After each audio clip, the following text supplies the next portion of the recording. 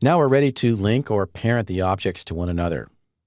It is important that you create the links after you've set the pivot point location and orientation, and also after you determine the optimal axis order for rotations.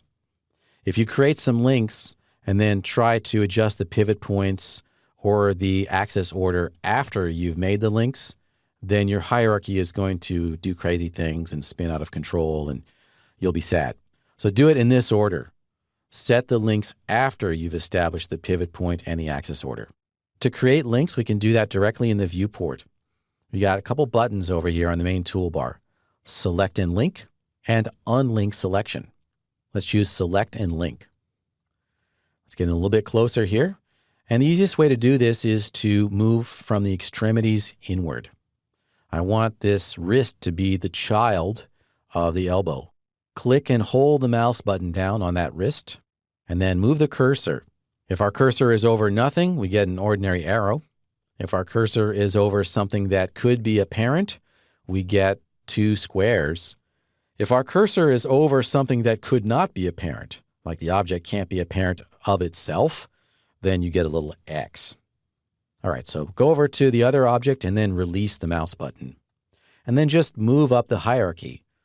Click on the object that's going to be the child, drag over to the object that's going to be the parent, and release. Do that over here. I'm just linking all those parts together. We can link multiple objects at a time. I can select the head, Control select both of the shoulders. They're all 3 selected now.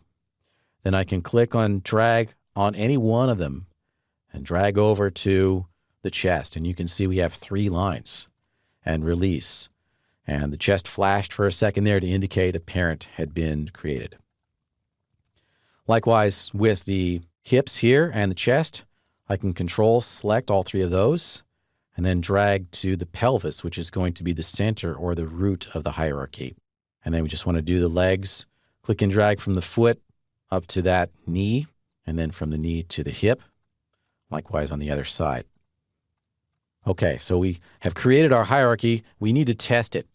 Grab the rotate tool and then select the hips or the root of the system and rotate it and see if everything follows.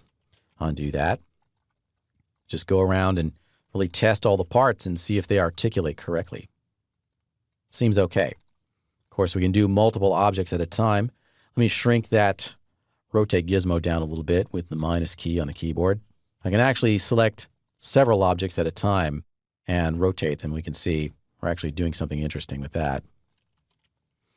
Okay, so it looks okay. We can also check the link structure in the Scene Explorer.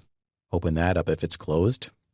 Open up the Scene Explorer, and here we've got our pelvis and then all of those child objects. Pretty cool. You can also open up the entire hierarchy with Control click. If you hold down Control and then click on that little arrow, it'll open up all of the children and then all of the further ancestors. That's kind of helpful. There's another way to see the hierarchy if you wish. I don't really use it that much, but it's the schematic view. Up here on the main toolbar, we got a button for the schematic view. And that opens up a graphical interface that lets us see all of the links. And this is showing us exactly what's linked to what. Really, it's the same information that we saw in the Scene Explorer. This is just showing it in kind of a little bit more artful fashion, I guess. It's able to do other things. We can make and break links over here with these buttons the same way that we did in the viewport. Let's look at breaking links too. I'll do that from the viewport. Close that schematic view. And if we want to break a link, then we select the object that we do not want to be a child any longer. Okay, so let's say I select that chest and then go up here to the main toolbar and we can click on Unlink Selection. And once I do that, the chest is no longer the child of the pelvis. However, that doesn't affect the children of the selected object. So if I grab this and rotate it, it still rotates and the objects that are children of it still rotate. If I grab the pelvis, you can see that the bottom half of the body rotates, but the top half does not, because we've broken the link. The chest is no longer a child of the pelvis.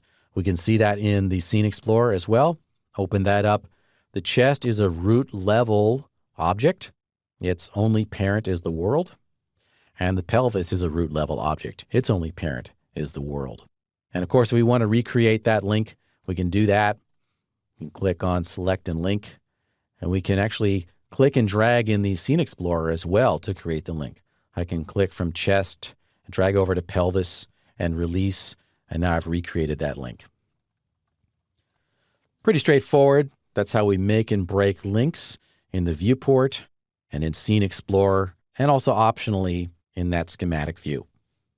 In this course, we're looking at just the basics of setting up a hierarchy. If you want to learn more about character rigging and animation, you should look into our other courses, because here we need to just keep the focus on the essential training, and character rigging and animation is a little bit out of scope. However, we do have other courses that you can look at, and then we'll talk a little bit about some of these other tools here in the animation menu. For example, we've got Bones, and we have the CAT animation system, and Biped, and a whole bunch of other cool tools for animation. And again, if you want to take a look at that, then I want to refer you to a couple other courses we have. Character rigging in 3ds Max and character animation in 3ds Max, both with the author George Maestri. And that'll give you a good introduction to character rigging and animation in 3ds Max.